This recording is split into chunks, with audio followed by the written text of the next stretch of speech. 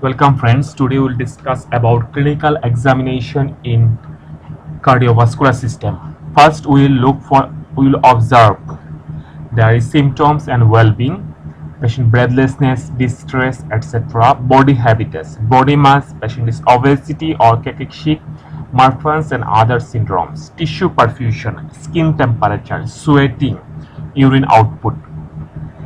On hand examination, there may be clubbing, splinter hemorrhage, and other stigmata of infective endocarditis. There is picture of splinter hemorrhage and cyanosis and clubbing in a patient with complex cyanotic congenital heart disease.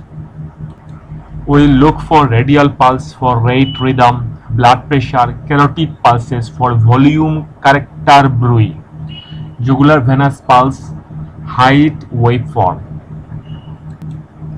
On face examination, we look for pallor, central cyanosis, dental caries, fundi for retinopathy, stigmata of hyperlipidemia and thyroid disease. There is malar flush and poor oral hygiene in a patient with infective endocarditis. There is xanthelasma. On precordium examination, we will inspect, palpate, then auscultate. On back examination, we'll look for lung crepitation, sacral edema. On abdomen, there may be hepatomegaly, ascites, aortic aneurysm, bruit, tendogenthomas in hyperlipidemia. We'll look for femoral pulses for any radiofemoral delay, bruit. We'll look for legs for peripheral pulses, edema. There is a vasculitis in a patient with infective endocarditis, peripheral edema in a patient with congestive cardiac failure. Now, examination of the arterial pulse. The character of the pulse is determined by stroke volume and arterial compliance and is best assessed by palpating a major artery such as the carotid or brachial artery. Aortic regurgitation, anemia, sepsis, and other causes of a large stroke volume typically produce a bounding pulse with a high amplitude and wide pulse pressure. Aortic stenosis impedes ventricular emptying. If severe, it causes a slow rising, weak, and delayed pulse. Sinus rhythm produces a pulse that is regular in time and force. Arrhythmias may cause irregularity. Atrial fibrillation produces a pulse that is irregular in time and volume. This is the diagram of pulse in aortic regurgitation, normal pulse, and aortic stenosis pulse. Now, examination of the jugular venous pulse. The internal jugular vein, superior vena cava, and right atrium are in continuity. So, the height of the jugular venous pulsation reflects right atrial pressure when the patient is placed at 45-degree angle with the head supported and turned to the left. The jugular venous pulse is visible along the line of the sternocleidomastoid muscle. In health, it is normally just visible above the clavicle.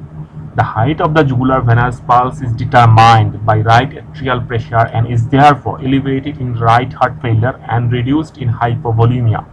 If the jugular venous pulse is not easily seen, it may be exposed by applying firm pressure over the abdomen. In sinus rhythm, the two venous peaks, the A and V waves, approximate to atrial and ventricular systole respectively. The X descent reflects atrial relaxation and apical displacement of the tricuspid valve ring. The Y descent reflects atrial emptying early in diastole. These signs are subtle. Tricuspid regurgitation produces giant V waves that coincide with ventricular systole.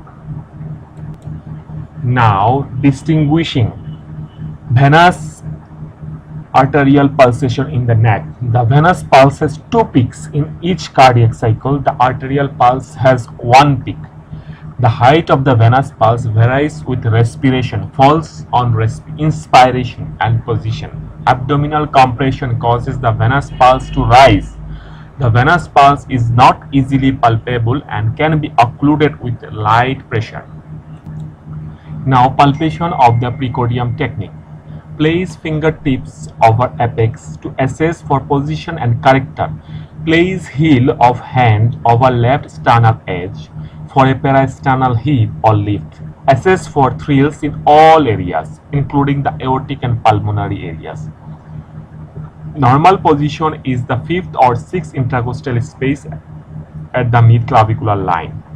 Common abnormalities of the apex beat: volume overload such as mitral or aortic regurgitation, that is displaced thrusting; pressure overload such as aortic stenosis, hypertension, discrete heaving; dyskinetic such as left ventricular aneurysm, displaced incoordinate.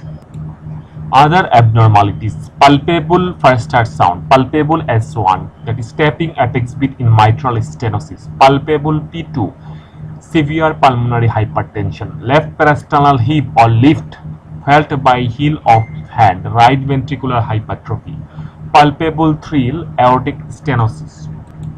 Thank you, friends.